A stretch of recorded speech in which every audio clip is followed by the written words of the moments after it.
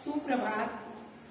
मैं सुजाता कुमारी +2 आर अशोक उच्च विद्यालय खरपुरा गया से आज हम हिंदी की पाठ्य पुस्तक दिगंत भाग 1 के गद्य खंड से एक दीक्षांत भाषण हिंदी के प्रसिद्ध व्यंग्यकार हरिशंकर परसाई द्वारा लिखित व्यंग्य निबंध का अध्ययन करेंगे।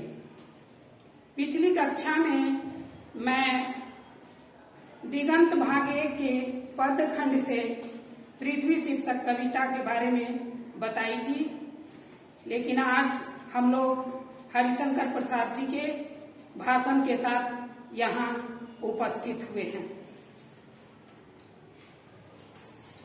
वर्चुअल स्कूल ऑफ गया में आप सबों का स्वागत है।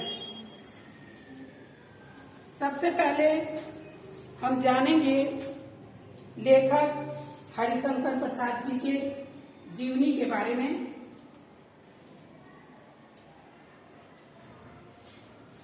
हरिशंकर प्रसाद जी का जन्म 22 अगस्त 1924 ईस्वी को मध्य प्रदेश के होशंगाबाद जिले के जमानी गांव में हुआ था।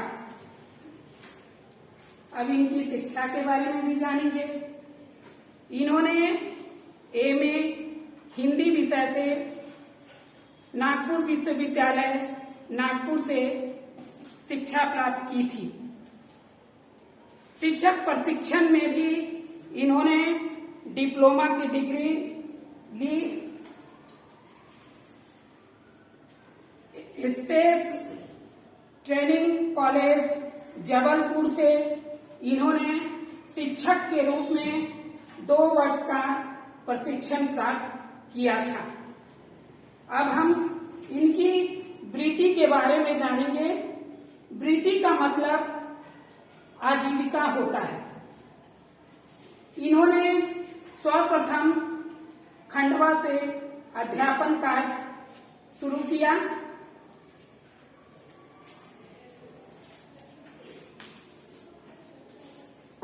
मॉडल हाई स्कूल खंडवा में इन्होंने 1943 से 1952 ईस्वी से अध्यापन कार्य करते हुए 1953 से 1957 तक प्राइवेट स्कूल में अध्यापन का कार्य करते रहे।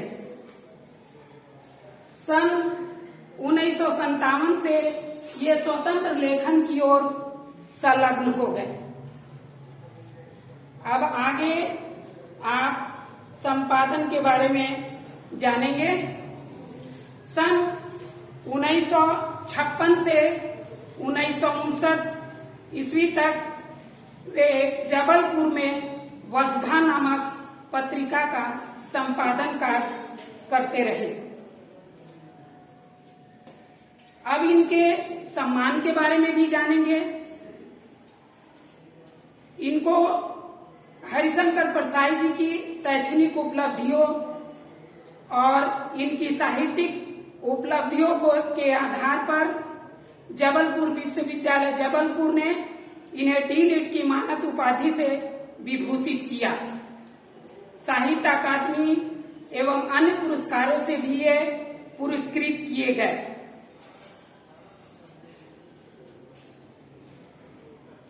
विश्व शांति सम्मेलन में भारतीय प्रतिनिधि मंडल के रूप में 1962 ईस्वी में इन्होंने सोवियत रूस की यात्रा की थी।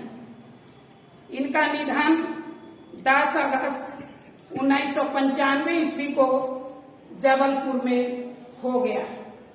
हरिशंकर परसाई जी हिंदी साहित्य के विपुल बहुमुखी व्यंग्यकार थे। उनका मर्मबोधक और बहुमुखी प्रतिभा रही। उनकी रचनाओं के बारे में भी हम जानेंगे। उनकी लिखी हुई कहानियां हैं, उपन्यास हैं, निबंध हैं, कहानियां हैं, हंसते हैं, रोते हैं, जैसे उनके दिन फिरे। उपन्यास है रानी नागफनी की कहानी तट की खोज। इनके निबंध हैं भूत के पांव पीछे, ठिठुरता गणतंत्र, तब की बात और भी, सदाचार का ताबीज, निठल्ले की डायरी,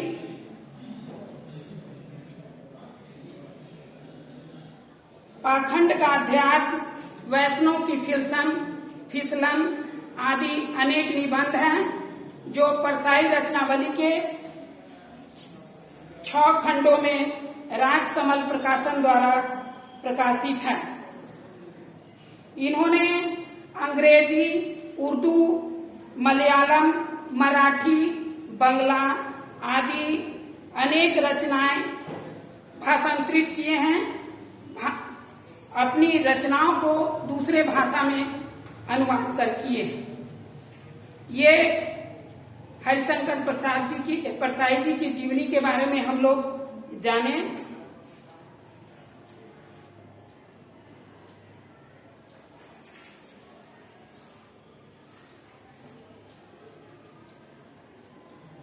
हरिशंकर परसाई जी हिंदी साहित्य के प्रसिद्ध लेखक और व्यंग्यकार थे। वे हिंदी साहित्य के पहले रचनाकार हैं जिन्होंने व्यंग्य को विधा का दर्जा दिलवाया। उन्होंने निबंधों के अतिरिक्त कथा साहित्य का भी सृजन किया। उनकी व्यंग्यवाणी प्रायः सर्वत्र प्रधान रही है। धर्म, संस्कृति, राजनीति, व्यापार, साहित्य, वाणिज्य आदि विविध क्षेत्रों के साथ ही अंधविश्वास, कुरीति, जाति व्यवस्था, अशिक्षा, अकर्मण्यता आदि कुसंस्कारों पर भी अत्यंत तीव्र व्यंग्य प्रहार उन्होंने अपनी लेखनी से की है। उनकी पैनी नजर आधुनिक जीवन के विभिन्न दिशाओं और पक्षों पर पड़ी है। युग जीवन के तमाम विसंगतियों का बड़ी बेबाकी से उन्होंने पर्दाफाश किया है।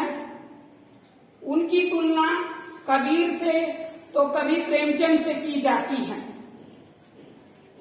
सच तो यह है कि व्यंग्य जगत में परसाई जी अपने आप में अनूठे,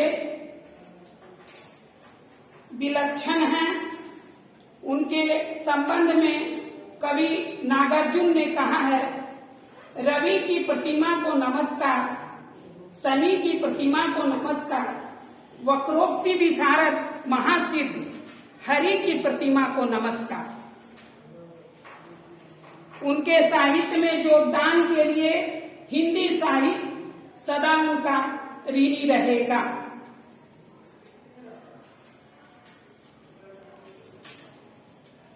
अब हम इस भाषण के व्यंग्यात्मक निबंध जो है इसके संदर्भ के बारे में जानेंगे।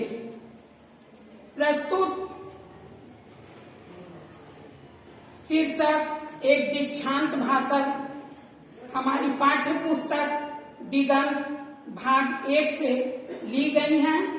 इसके लेखक हिंदी के प्रसिद्ध व्यंग्यकार हरिशंकर परसाई जी हैं।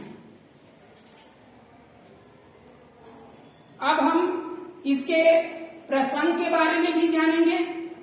इसका प्रसंग क्या है? प्रस्तुत रचना परसाई रचनावली के 4थे खंड से ली गई है। यह पाठ नेताओं पर तथा उनके बहाने आज की राजनीति पर चौतरफा व्यंग्य कर रही है, जो शिक्षा संस्कृति के साथ ही जीवन जगत के सभी व्यवहार क्षेत्रों को अपना चारागाह समझती हैं। कहने का मतलब है कि हरिशंकर प्रसाई जी ने इस निबंध के माध्यम से हमारे यहाँ जो राजनीति में उथल पुथल है, शिक्षा में जो उतार चढ़ाव है, उसका इन्होंने अपनी लेखनी से धारदार कलम चलाई है। अब हम दीक्षांत भाषण के बारे में पढ़ेंगे और उसकी व्याख्या को समझते हुए आगे बढ़ेंगे।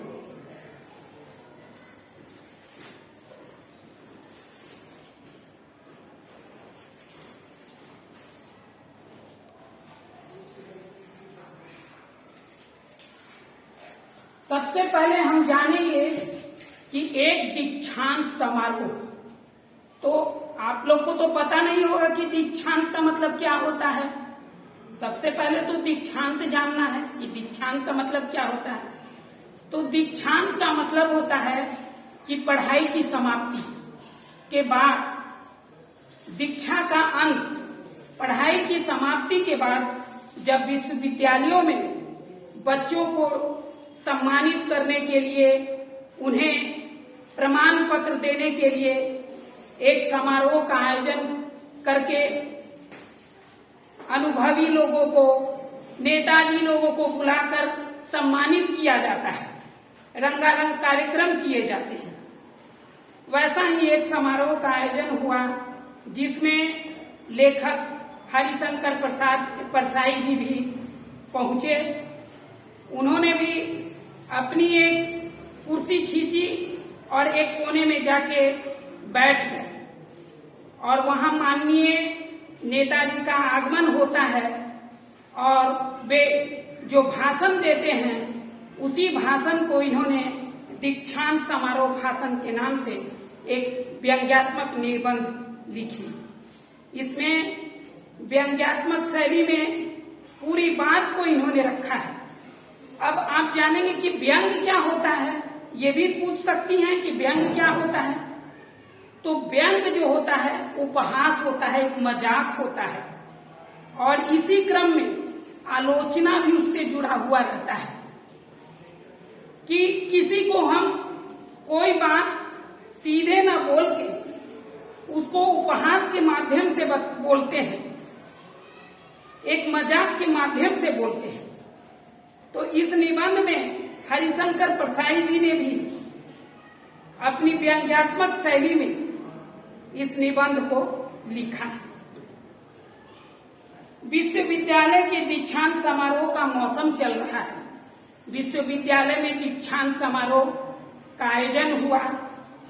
एक विश्वविद्यालय में एक मंत्री का दीक्षांत भाषण मैंने भी सुना। इसको मैं पहले भी बता चुकी हूँ कि हरिशंकर प्रसाई जी भी दीक्षांत समारोह में पहुंचे। भाषण जिस तरह से दिया गया उसको लेखक ने अपनी व्यंग्यात्मक शैली में यहाँ लिखे हैं। इस समारोह में छात्रों से ज्यादा पुलिस के सिपाही देखकर मेरा मन आनंदित हो उठा। कहने का मतलब है कि विश्वविद्यालय में, कॉलेजों में सिपाहियों की क्या जरूरत है। आखिर कोई कारण है जिसके चलते इस सिपाहियों को बुलाया जाता है। देखिए, सिर्फ 20 वर्षों में हमने कितनी प्रगति कर ली है। यहाँ लेखक हरिशंकर प्रसाई जी बता रहे हैं कि हमारी यही प्रगति, यही विकास हुआ है कि हमारे यहाँ बच्चों का दीक्षांत समारोह में भी हमें पुलिस बुलानी पड़ रही है। दुनिया में बहुत पुराने विश्वविद्यालय होंगे, पर वहां भी एक छात्र के पीछे एक पुलिसमैन नहीं हो पाया। शासन को तो इस प्रगति का श्रेय है ही, आप लोगों को भी कुछ श्रेय कम नहीं है। कहने का मतलब है कि शासन तो ठीक ही पहुंची है। और क्यों पहुंची है? जहां कुछ परेशानी होती है तभी तो पुलिस को बुलाया जाता है, ऐसे ही तो नहीं बुलाया जाता।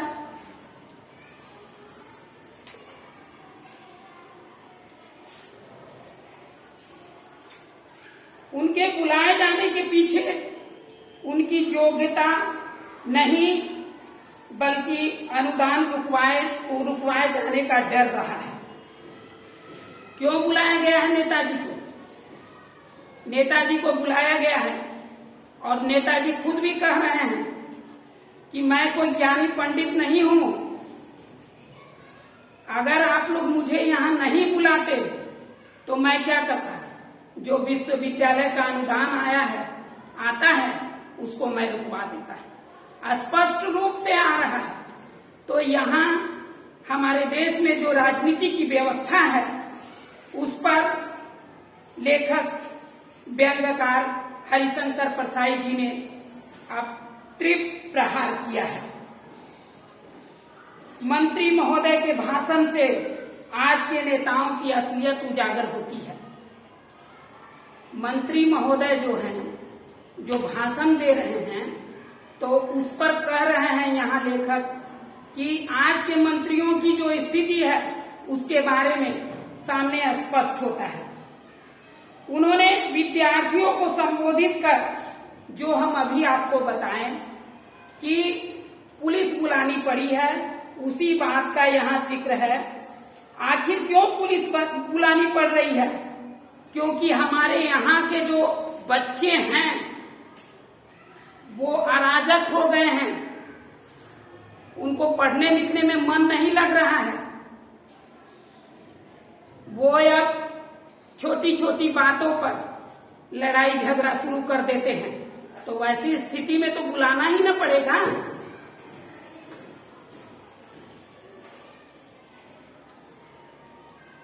नेताजी का भाषण जारी है।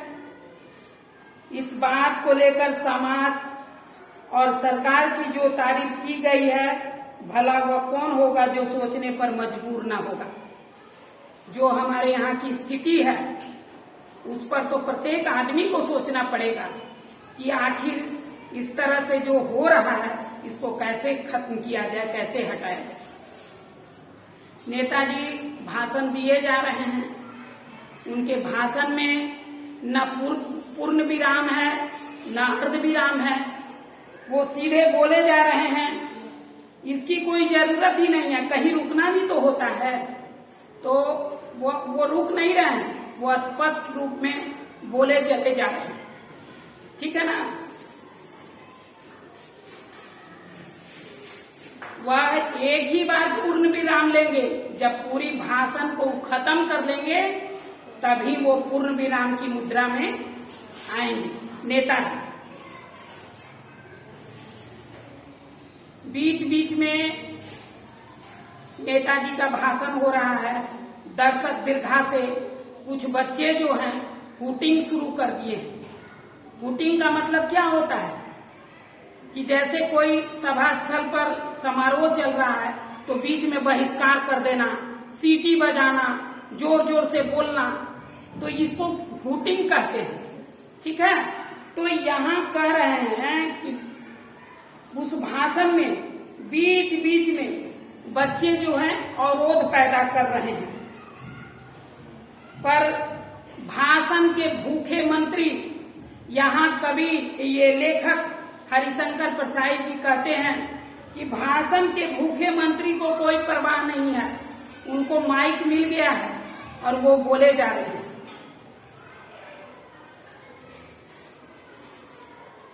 वे तो फूले नहीं समा रहे हैं कि उन्हें शिक्षित नवयुवक हूट कर रहे हैं। नेताजी कह रहे हैं कि आज मुझे पढ़े लिखे लोग हूट कर रहे हैं। इसी संदर्भ में यह कितना कटु व्यंग प्रकट है कि आजकल बृहस्पति जैसे गुरु तो ऐसे समारोह में आने से इनकार करेंगे। बृहस्पति कौन है? देवों के गुरु हैं।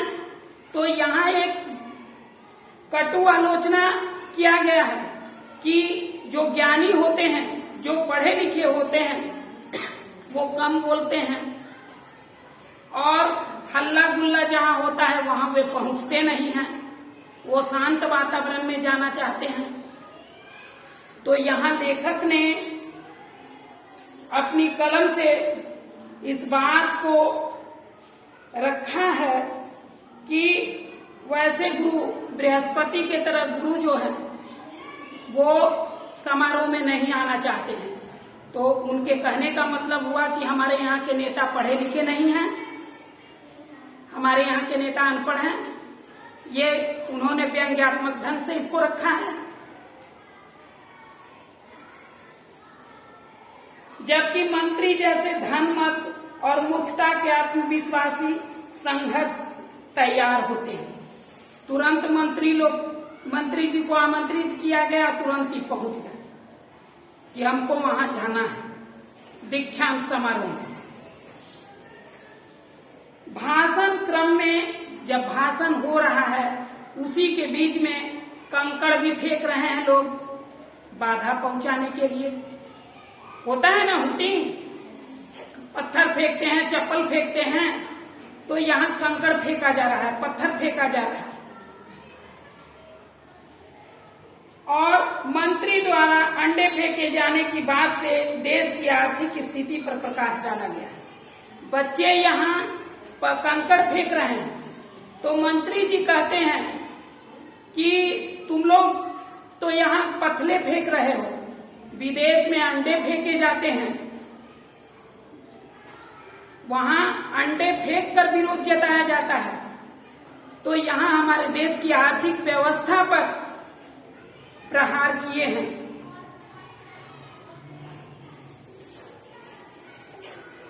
देश की स्थिति पर प्रकाश डाला गया है कि आखिर विदेशों में अंडे फेंके जाते हैं और हमारे यहाँ कंकड़ फेंके जाते हैं। पुनः जानवरों की बोली बोलने के उदाहरण द्वारा वर्तमान समय के तरुण छात्र छात्राओं पर भी उन्होंने अपनी कलम चलाई है। कहीं समारोह होता है तो देखोगे कि लड़के जो हैं, लड़कियां भी रहती हैं, लड़के भी रहते हैं, तो वहां लड़कों द्वारा लड़कियों पर हुटिंग शुरू किया जाता है। तो उस पर भी यहाँ मंत्री जी कह रहे हैं कि जानवरों की बोली बोलने का उदाहरण देके बता रहे हैं कि हमारे यहाँ के छात्र जो हैं वो छिछलापन उनमें दिखता है। क्या छिछलापन दिखता है? तरुण जो युवक युवतियां हैं वो भाषण समारोह में आए हैं और लड़कियों को हुटिंग कर रहे हैं। तो उस पर यहाँ मंत्री जी कहते हैं कि यहाँ तो इस तरह से किया जा रहा है, हमारा बेटा भी कुत्ते की बोली बोलता था। वो अपना उदाहरण देके बताते हैं।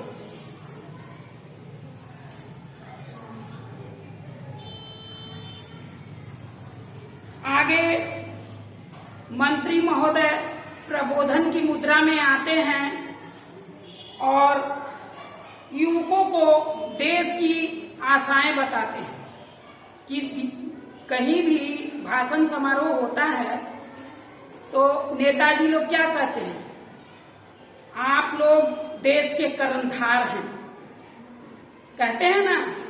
तो यहाँ लेखक ने अपनी व्यंग्यात्मक शैली में सभी बातों को रखा है और वे कह रहे हैं कि प्रबोधन की मुद्रा में आने के बाद नेताजी कहते हैं कि युवकों को देश की आशाएं बताते हैं और उन्हें भविष्य निर्माता कहते हैं कि आप लोग भविष्य के निर्माण करने वाले लोग हैं। ठीक है।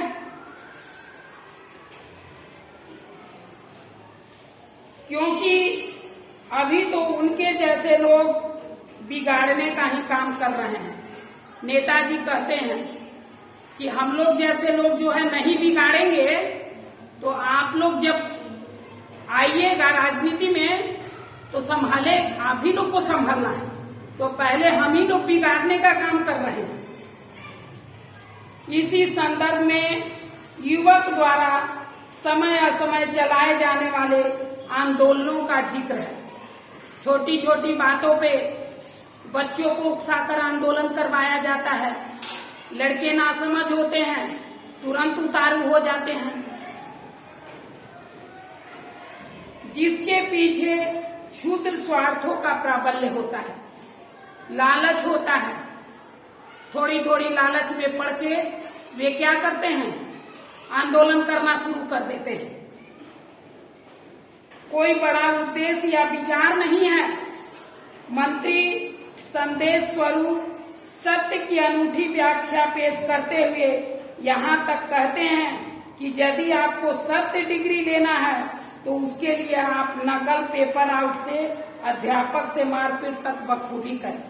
देखिए, जो हमारे यहाँ हो रहा है उसी पर उन्होंने लिखा है कि आपको अगर सही डिग्री लेनी है तो आप जाके प्रिंसिपल को मारिए, टीचर को मारिए।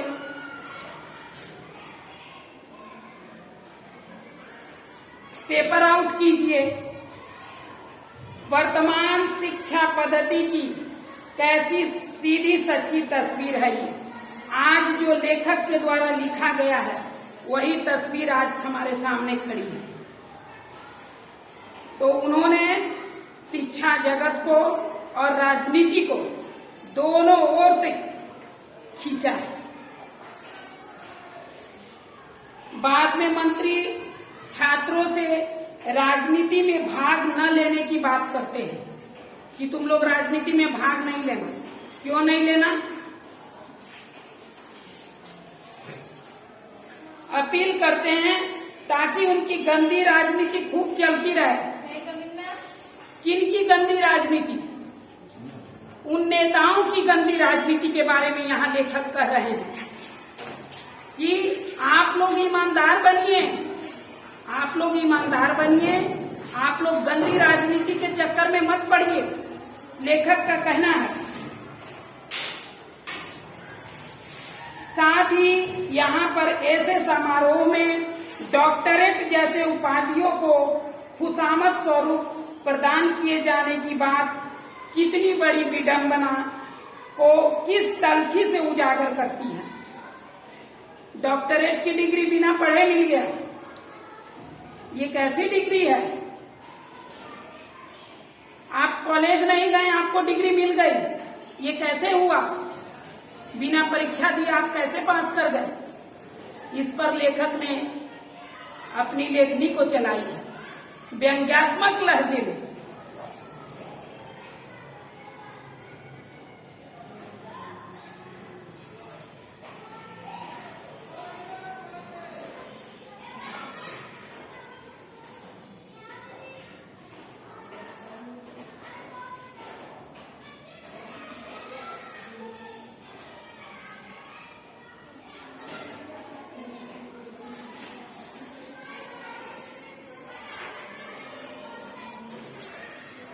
वर्तमान शिक्षा पद्धति की कैसी सीधी सच्ची तस्वीर है ये।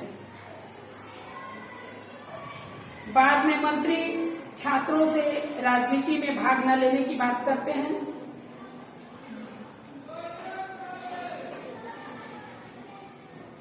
एक दीक्षांत भाषण जो है परसाई जी का एक ऐसा व्यंग लेख है जो हमारे वर्तमान समय की राजनीति के साथ ही शैक्षिक और सामाजिक क्षेत्र की ढेर सारी विसंगतियों को बड़ी तलखी से उभार कर सामने ला देता है।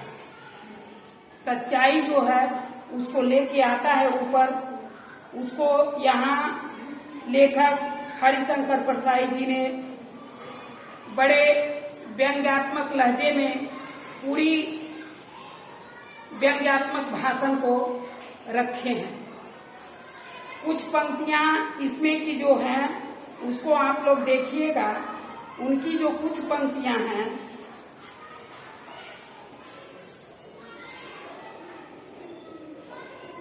वर्तमान की चिंता आप न करें। ये जो पंक्तियां हैं ये लेखक की पंक्तियां हैं। वे कहते हैं कि आज जो हो रहा है उसके लिए आप चिंता मत करें। लेखक कहते हैं, एक नेताजी जो भाषण दे रहे हैं उनके बारे में कह रहे हैं, छात्रों को यह बताना चाहते हैं कि छात्रों को देश का निर्माता कहते हैं। और निर्माता क्या है? उनको तो आप हुटिंग करने के लिए उकसा रहे हैं, बोलने के लिए उकसा रहे हैं। कुछ कुछ पंक्तियां जो है इनकी यहाँ बड़ी ही धारदार है। एक और लाइन है, जिस दिन आप बुनियादी सोच, सच्चा क्रांतिकारी, कंडक्टर, गेटकीपर, चपरासी वगैरह से ही संघर्ष करते हैं। तो यहाँ भी परसाई जी ने मंत्री के माध्यम से छात्रों को हुटिंग के बारे में बता रहे हैं कि आप सिनेमा घरों में और स्टेशनों पर जाके हुटिंग कीजिए। क्यों? कंडक्टर से हुटिंग कीजिए। मंत्री छात्रों की इस प्रवृत्ति को क्रांति कहते हैं। क्या ये क्रांति है? ये बच्चों को बिगाड़ने वाली बात है। अगर सही मुद्दे पर लड़ाई लड़नेंगे तो उनकी कुर्सी खाली हो जाएगी और वे डर जाएंगे। इसलिए वे कहते हैं कि आप लोग बस कंडक्टर से लड़िए, लेकिन मूल संविधान की बात हमसे मत पूछिए, सच्चाई हमसे मत बोलिए। जिस दिन आप वास्तविक समस्याओं को लेकर आंदोलन करेंगे, हम नेता लोग के तंबू उखड़ जाएंगे। वो तो होना ही है। सच बात के लिए लड़िएगा तो वहां तो उनकी परेशानी होगी। आपको तो बहला के रखा जा रहा है कि आप छोटी मोटी बातों में ही उलझे रहिए, आपको विशेष जानने की जरूरत नहीं है। नहीं तो फिर आप मेरे पीछे पीछे तो आइएगा नहीं।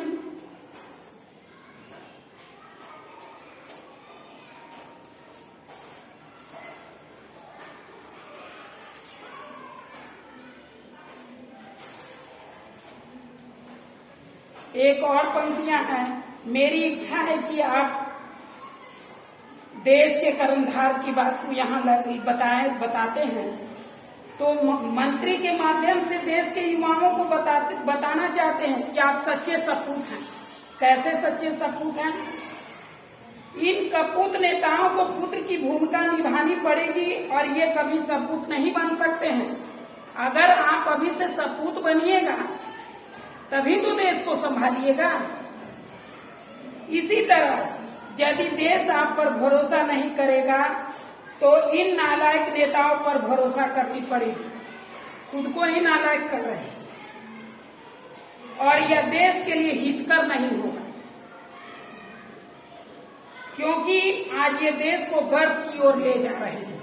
आज के जो नेता लोग हैं, आज के जो बच्चे हैं स्कूल कॉलेजों को, उस पर इस भाषण के माध्यम से लेखक ने अपनी बात को रखी है।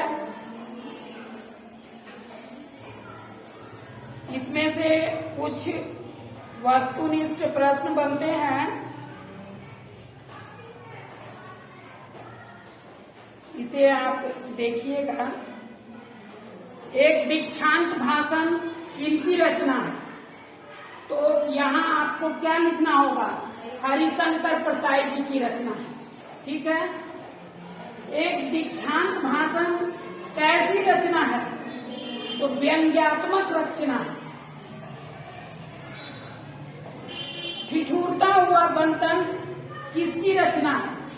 तो ये हरिशंकर परसाई जी की रचना है। एक दीक्षांत भाषण कहाँ से ली गई है? तो परसाई रचनावली से ली गई है, भाग 4 से ली गई है। नेताजी ने हुटिंग को कैसे लिया? क्वेश्चन बनता है कि नेताजी ने हुटिंग को कैसे लिया। तो यहाँ आप लिखिएगा रिफ्रेशिंग। रिफ्रेशिंग का मतलब क्या होता है? तरोताजा। तरोताजा। एक दीक्षांत भाषण में लेखक ने आज के नेताओं और मंत्रियों पर क्या किए हैं? व्यंग्य किए हैं। ठीक है। कुछ खाली जगहों को भरने के लिए भी रहता है, जैसे यहाँ है, आप लोग देख लीजिए। इस समारोह में छात्रों से ज्यादा पुलिस के सिपाही देखकर मेरा मन आनंदित हो उठा। ठीक है। अविद्या किसकी जननी है? साहस की जननी है। कैसे? पढ़े लिखे लोग जो होते हैं वो सोच समझ के काम करते हैं, लेकिन अनपढ़ को सोचने की जरूरत नहीं होती है। इसलिए पढ़े लिखे लोगों को क्या कहते हैं कि ये कायर होते हैं। क्यों कायर होते हैं? क्योंकि वो जान रहे हैं कि ये काम अगर हम करते हैं तो इसका प्रतिफल हमको क्या मिलेगा। और जो अनपढ़ हैं उनको नहीं, वे आवेश में आके चाहे जो हो हम करेंगे, तो उसको साहसी कहा गया है। किसको? अनपढ़ को। अनपढ़ गवार को साहसी कहते हैं। क्यों कहते हैं? क्योंकि उसको सोचने की शक्ति नहीं है, सीधे मारने मराने पर ही उतार हो जाता है। और पढ़े लिखे लोग जो होते हैं हमारे यहाँ, वो जानते हैं कि ये काम का प्रतिफल क्या होगा। ठीक है ना? मूर्खता का आत्मविश्वास सर्वोपरि होता है। उसमें क्या होता है? उसमें आत्मविश्वास पूरा रहता है मूर्खों के पास कि आज हमको ये काम करना है।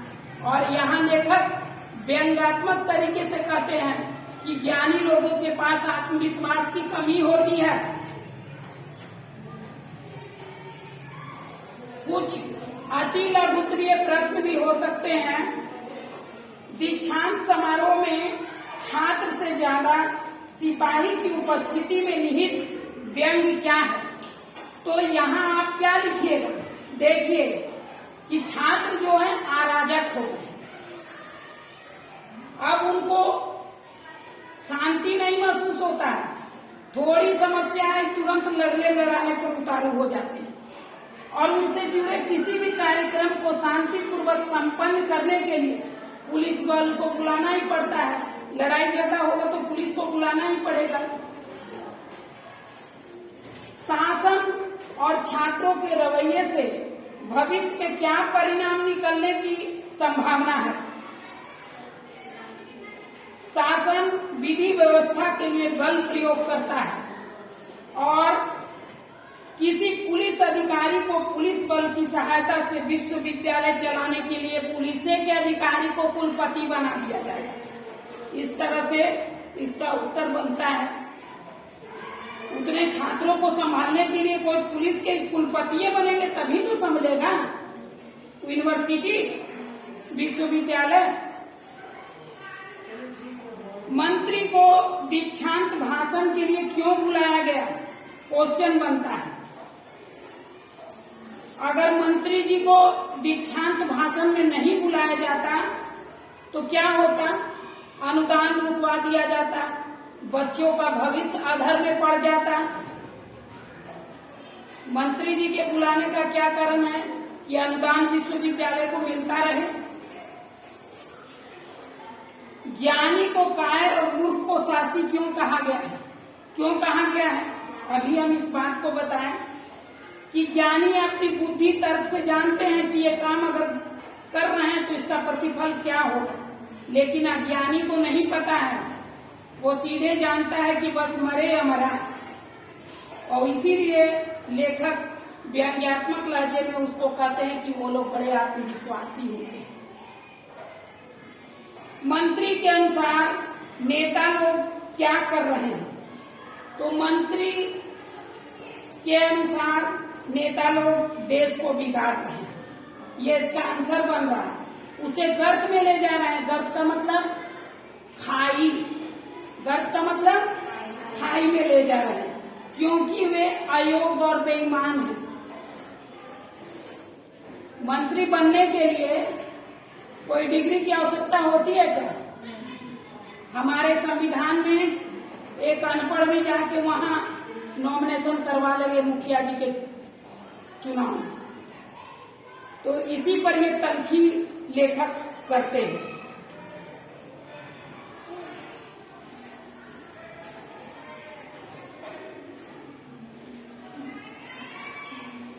यहाँ उसका आंसर में आता है कि आज के नेता अपने कर्तव्यों का पालन सही से नहीं करते हैं और अपने स्वयं लाभ पर ज्यादा ध्यान देते हैं।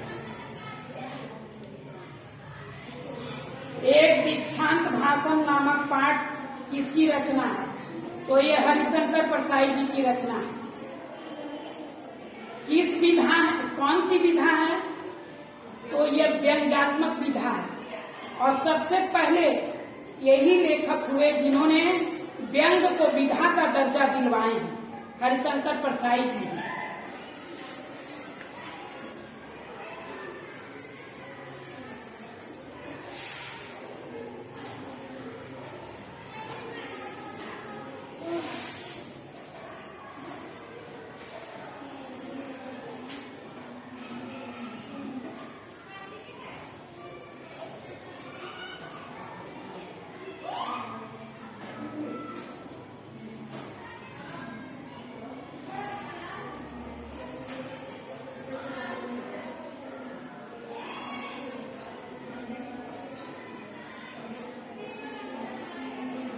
मंत्री विश्वविद्यालय की किस समारोह में भाषण देने आए हैं?